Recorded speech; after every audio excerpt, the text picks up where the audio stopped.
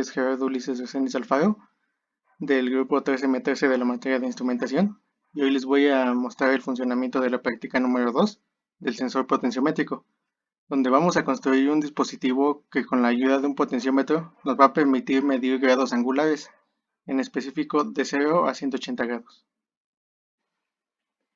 Vamos a empezar con la polarización del sensor, en el cual vamos a armar esta pequeña parte del circuito, donde RP es nuestro potenciómetro de 1 kΩ y tenemos que alimentarlo con un voltaje de referencia constante de 2.5 volts, el cual vamos a obtener con la ayuda del LM317 y un divisor de voltaje. Con este regulador lo tenemos que conectar de esta forma, con las resistencias 1 y 2 del mismo valor, de manera que tenemos esta ecuación que es 1.25, que es el voltaje mínimo que nos va a dar el regulador, multiplicado por 1 más la resistencia 2 entre la resistencia 1, que como van a ser del mismo valor, su división va a dar 1. De manera que queda 1.25 por 1 más 1, que son 2, y eso nos da los 2.5 volts que buscamos. Después tenemos que encontrar el valor de la resistencia y utilizamos los siguientes datos. Consideramos que la corriente va a ser de 1 mA y el voltaje en el punto BP de 1.5 volts. De manera que por ley de Ohm tenemos que la resistencia vale 1500 ohms. También de manera teórica esperamos que en el potenciómetro el voltaje sea de 1 volt, la corriente de 1 mA y la potencia de 1 miliwatt. Y al momento de medirlo nos da un voltaje de 1.04 volts, 1.01 mA y la multiplicación de estas para la potencia 1.05 miliwatts. Y aquí tenemos esta parte armada en el protoboard, donde este cuadro que vemos aquí es el LM317. Aquí vemos el divisor de voltaje con las resistencias de 1 kilo ohm. Y este cable azul es de la salida. Aquí va el arreglo de resistencias para los 1500 ohms, que es esta resistencia de 1 kilo ohm, y estas dos también de 1 kilo, pero conectadas en paralelo. Y a partir de aquí va el potenciómetro. Luego tenemos la parte de las mediciones de los voltajes en los puntos de referencia, donde nos vamos a basar en la imagen que tenemos abajo, en la cual vemos que el voltaje mínimo es cuando el potenciómetro está totalmente girado a la izquierda, el voltaje P1 cuando la aguja apunta en 0 grados, el voltaje P2 cuando apunta en 180 grados y el voltaje máximo, que es cuando el potenciómetro está totalmente girado a la derecha. Bueno, en mi caso, en el voltaje mínimo me dio 0 volts, en el voltaje P1 me dio 0.1 volt, el voltaje P2 0.81 volt y el voltaje máximo 1.04 volts. Bueno, estas mediciones son importantes ya que con ellas sacamos lo que es el voltaje de rango, que es igual al voltaje P2 menos el voltaje P1, y eso nos da un total de 0.71 volts. Y este voltaje es de la parte que a nosotros nos interesa, que es desde los 0 hasta los 180 grados. Y también sacamos el voltaje de referencia, que es igual al voltaje P1, que son 0.10 volts, y esta es la parte desde el voltaje mínimo hasta el voltaje P1, que es más o menos desde menos 45 a los 0 grados. Y esta es una parte que a nosotros no nos sirve, no nos interesa, y la vamos a eliminar más adelante ya en el circuito acondicionado de señal. Y finalmente tenemos ya nuestro circuito completo.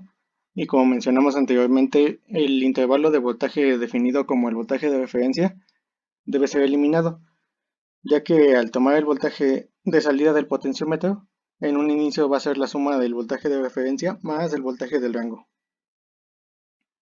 Y como vemos aquí ya tenemos nuestro circuito completo, con esta parte que ya habíamos armado para las primeras mediciones. Y si vemos consta de tres partes importantes.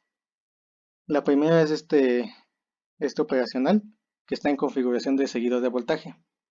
Este es importante ya que cumple una función parecida al de la práctica 1, que es aislar las etapas del circuito, ya que como estamos trabajando con una corriente muy pequeña en el potenciómetro, pues algún cambio o variación en el resto del circuito puede llegar a afectar la señal y hace que Si no lo tenemos, pues los valores que esperamos no son los correctos y hay mucha variación.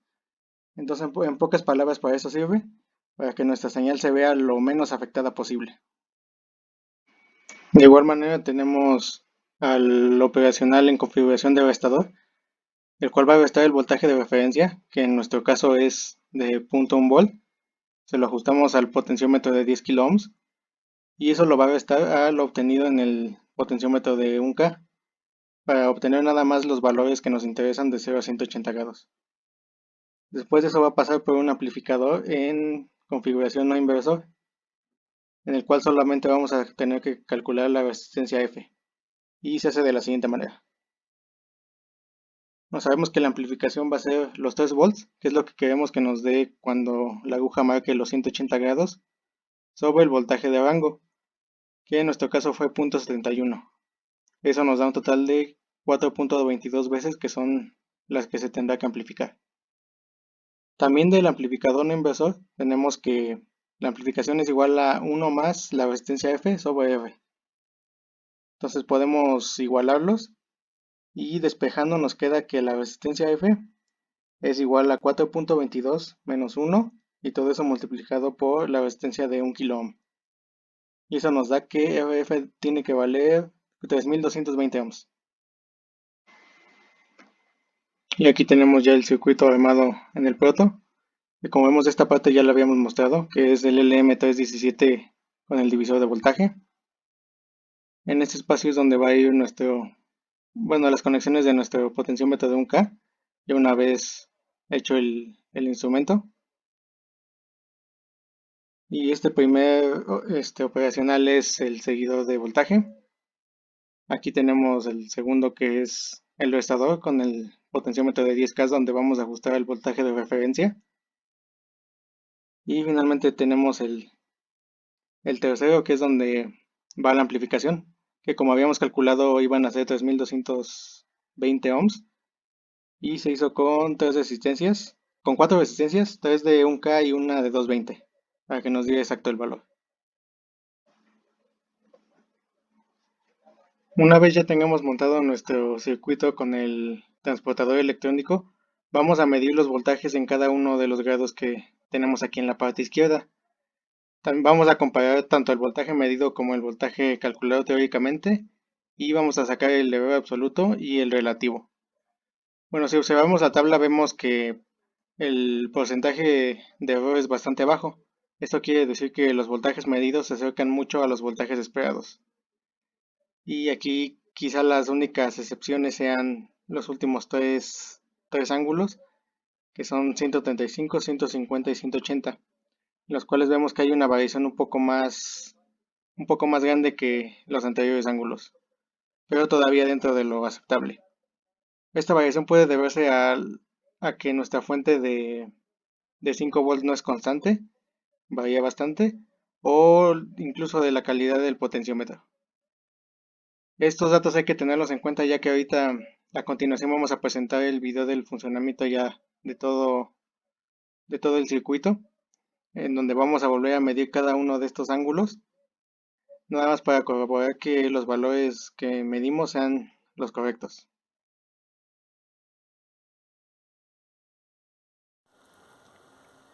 Aquí ya tenemos el circuito armado.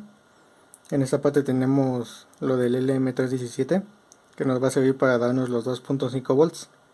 Aquí tenemos el divisor de voltaje, la salida y el arreglo que da 1500 ohms. Después aquí tenemos el primer operacional, que es el seguidor de voltaje. Este segundo es el restador. Y aquí tenemos el potenciómetro, donde le ajustamos el voltaje de referencia para que pueda ser restado y eliminado. De aquí ya pasamos a la última parte, que es el amplificador, que como habíamos visto en los cálculos, la resistencia tenía que ser de 3220. Aquí está un arreglo en serie de 4 resistencias. Las 3 primeras son de 1K y esta última de 220. De igual manera, aquí tenemos nuestro instrumento, que es el transportador electrónico, que está hecho con una caja de cereal. Se le pegó la impresión de un transportador de 360 grados y la aguja que vemos ahí, de la cual nada más nos vamos a interesar en la parte azul. Igual en la parte de atrás vemos los cables que sobresalen para conectarlos al protoboard, y ahí está el potenciómetro de un K. Bueno, aquí ya tenemos todo montado. Aquí atrás podemos ver nuestro circuito ya conectado, y nuestro multímetro y nuestro instrumento, nuestro transportador electrónico.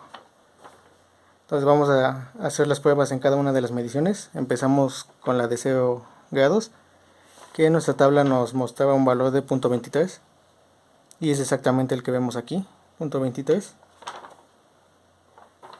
Ahora nos vamos a los 30 grados.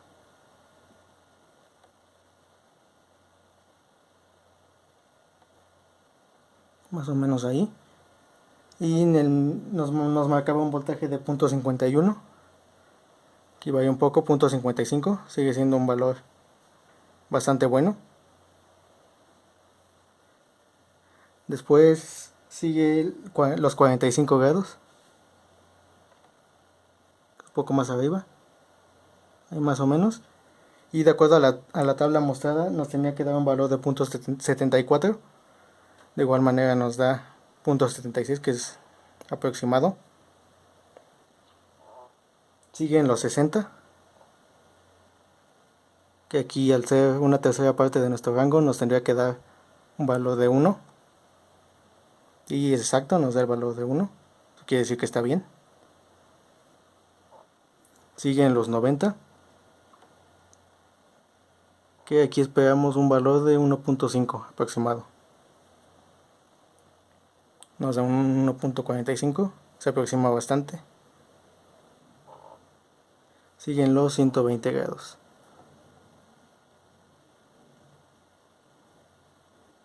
Es más o menos de esa altura. Nos tendría que dar un valor de 1.91. Es 1.87. Aquí ya empieza el porcentaje de error, aquí ya empieza a subir un poco más. Aunque sigue siendo pequeño, pues ya empieza a subir. Es 1.87. Seguimos con los 135. Más o menos por ahí. Y nos tendrá que dar un valor de 2.13. Aquí nos da 2.04. Como ya lo había comentado anteriormente, a partir de esta medida de los 135 grados, ya es cuando se empieza a ver un poco más el porcentaje de error. Siguen los 150.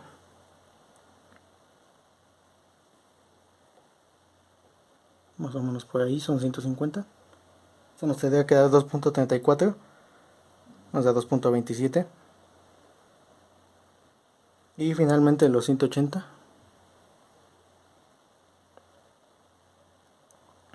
Más o menos por ahí. Bueno, un poco más abajo. Más o menos.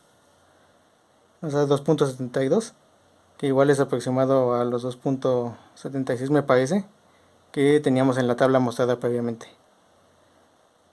Bueno, al final vemos que sí da una aproximación bastante buena.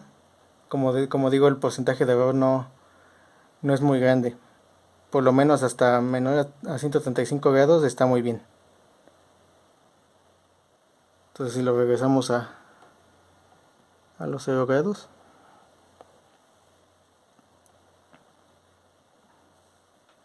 ya nos da los 2.23. Y eso sería todo.